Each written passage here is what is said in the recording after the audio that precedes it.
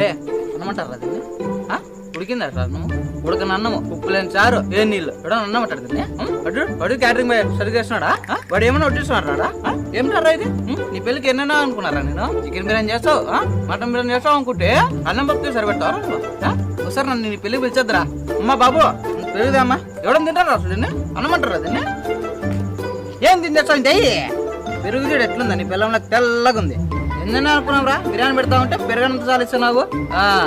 అట్టయిపోయాను రా నేను పెళ్ళికే రాని అసలు భోజనమే చేయను నేను. వద్దు నాకే వస్తున్నా.